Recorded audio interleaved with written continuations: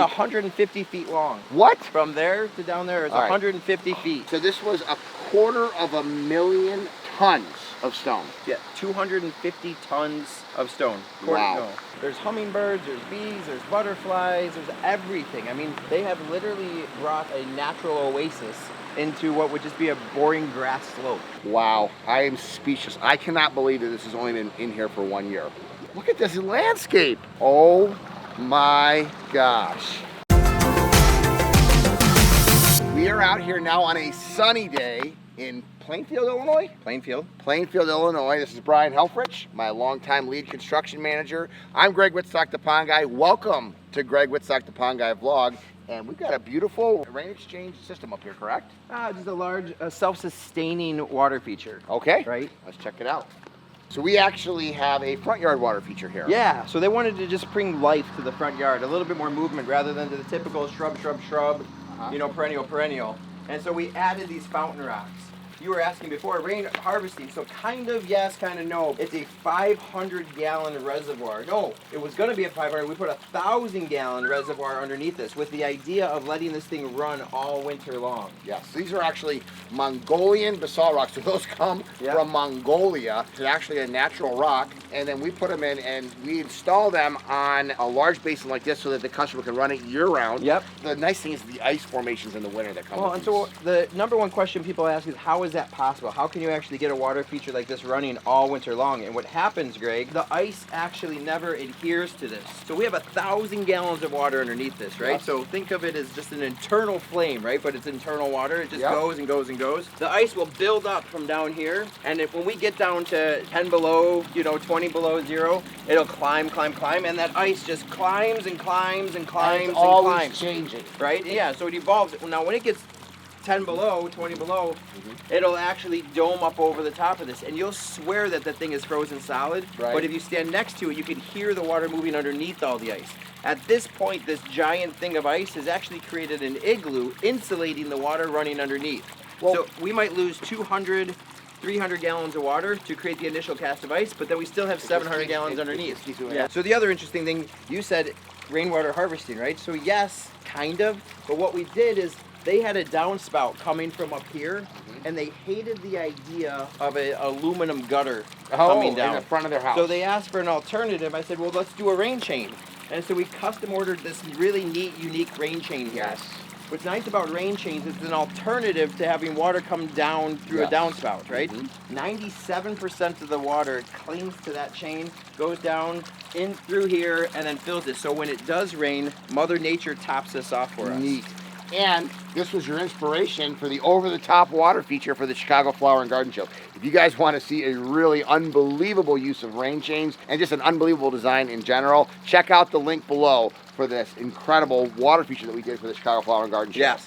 But now, you want to see something amazing? This is incredible, but wait till you see what's in the backyard. So Greg, we built this a little bit more than a year ago. ago. Look at how filled in it is already. And so they went with way more of a native plant Why not? design. And I stopped out here a couple weeks ago and couldn't wait to come bring you back to see how this thing is filled in.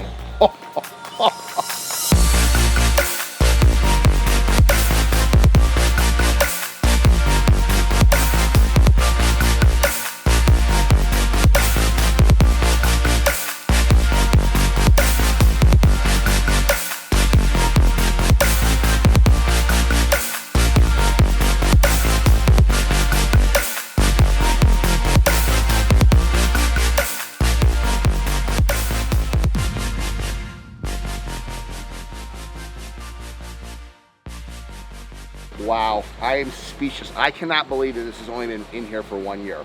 Look at this landscape. Oh my gosh. The last time I was here was during the construction, and this was a muddy mess on this slope. It had been raining and all of the mud was everywhere, right? Remember all the mud back in there and all the piles of rocks out in the field and everything else? This is what a proud papa feels like, because this is just spectacular. And you're at the worst view. Like, come down here and look at it a couple minutes. My favorite part, 100%, and you always wait till the end to figure this out, but my favorite part of this whole thing is the way we put in these stone steps, and it constantly keeps twisting back and forth throughout this entire... And I can't see the whole thing Yeah. because of the plantings. It's 150 feet long. What? From there to down there is 150 feet. What's amazing is you probably can't see more than 30 feet from any one angle. No. Because of the twists and the turns and that's what you want. Yep. Because if it was just a straight line of 150 feet, it wouldn't be nearly as interesting. I love the purple coneflowers, the daylilies. Oh my gosh, the black-eyed Susans. Now look at this. I mean, can you imagine having a walkout basement and this is what you get to look at? Yeah, this is unbelievable. And I love the little accents, the 3 frogs in there. All their grandchildren's rocks. Oh, that's so cute. We are literally walking through here and there are butterflies and bees everywhere. And could you just imagine this like grass? Well, and what this a difference. This is 1 year, Greg. There's hummingbirds, there's bees, there's butterflies, there's everything. I mean, they have literally brought a natural oasis into what would just be a boring grass slope. Okay, so I love how you designed this. It's 150 feet long. It would be too long and would cost too much money to get the kind of pumps. So you actually separated this into 2 systems. We did a system down here, and the cost of the pumps that would have to pump water from there 20 feet high were going to be pretty big pumps. And so we made a closed system there, and then we have another system here. So we broke it up into 2 separate sections. This one runs 24/7. This one down here runs only when they're sitting down by the lake. Why not? Yeah, you can't see it from the house, so why not? And don't you just love the stone steps? All built out of the exact same material that the feature's built out of. Look at this. Oh my gosh. Down here, this would be a perfect place to have a cocktail at the end of the day. So where does the basin go here, Brian? So you can see the waterfall coming down right here, and then it goes into a large pondless reservoir right here, and you can actually see the cap sitting right here.